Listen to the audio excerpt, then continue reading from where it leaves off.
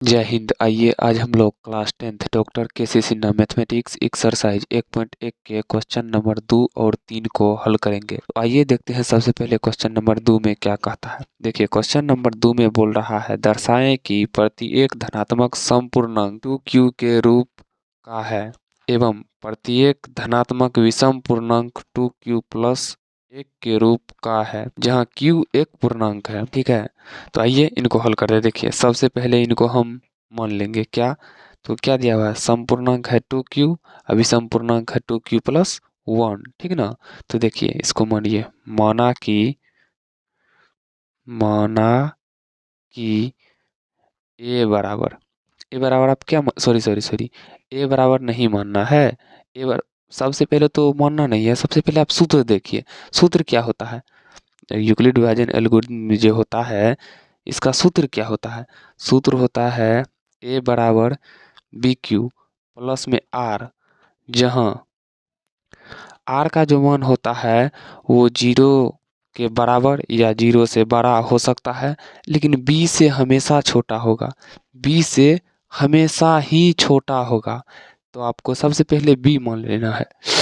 ठीक है, ए नहीं, यहाँ बी मानना है। बी क्या मानिएगा, देखिए बी कौन होता है, यहाँ पढ़िए, ए बराबर बी क्यू प्लस में आर, नहीं कुछ है तो आर का मान 0 है ही, आर का मान तो 0 है ही, है ना, नहीं है कुछ हो तो यहाँ क्या है बी क्यू, तो बी देखिए बी क्या हो जाएगा 2, लेकिन इसको इससे हम लिख ना लिए, लेकिन इसको मानना है, माना कि बी बराबर 2। ठीक ना, तो सूत्र जो होता है ए बराबर बी क्यू प्लस आर, तो एक बार आर का मान आपको 0 लेना है, एक बार आपको 1 लेना है। कैसे, ये समझिए, देखिए ये जो बोल रहा है बी, बी कितना है 2, ये जो है यहाँ पे 0 या क्या बोल रहा है 0 के बड़ा या बराबर हो सकता है, लेकिन बी से हमेशा छोटा होगा। तो बी कितना है, बी है कितना आपका, देखिए 2।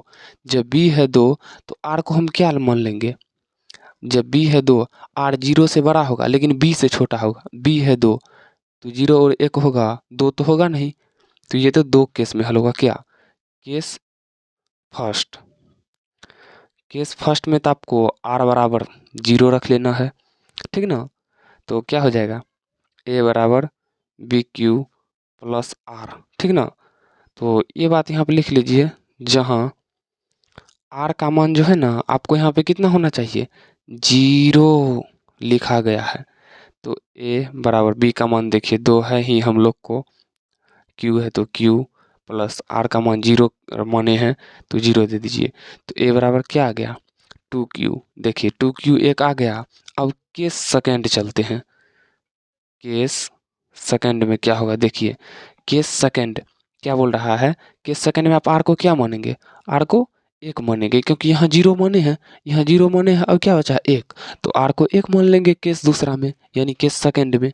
तो क्या हो जाएगा ए बराबर बी क्यू प्लस आर, जहाँ आर बराबर में इसमें ले लेना है 1, आर बराबर 1, तो ए बराबर बी क्या है 2, क्यू है तो क्यू प्लस आर का मान क्या लिए हैं 1।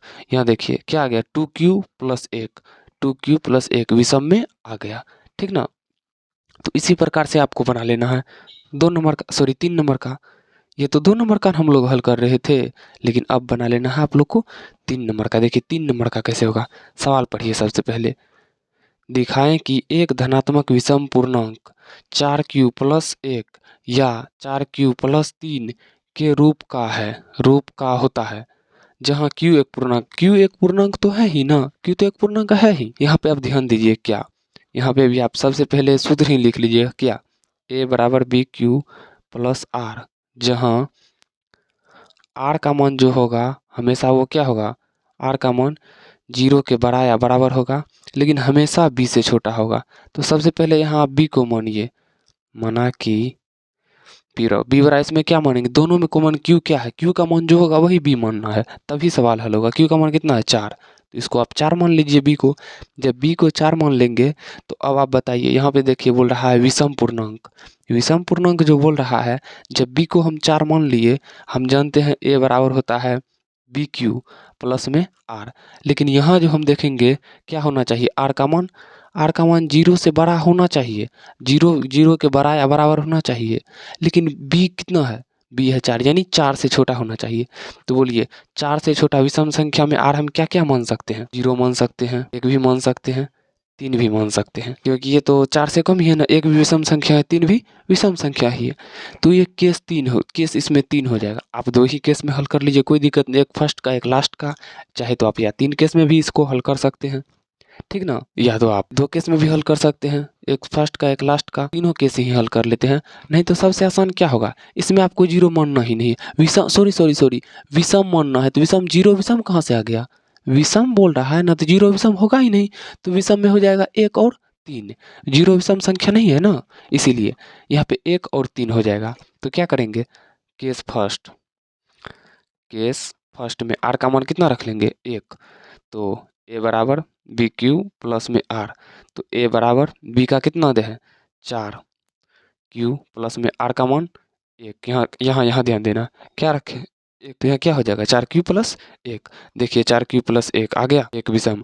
अब दूसरा देखते हैं, केस सेकंड, केस सेकंड में क्या होगा, देखिए आर बराबर क्या होगा 3, क्योंकि आर बराबर 1 तो हम यहाँ हल कर लिए हैं, अब है आर बराबर 3, तो ए बराबर बी क्यू प्लस आर, तो ए बराबर बी का मान 4 माने हैं तो 4, क्यू है तो क्यू प्लस आर, आर को कितना माने हैं यहाँ पे, केस सेकंड है 3, तो 3 मान लीजिए, ए बराबर 4 क्यू प्लस 3, देखिए आ गया ना।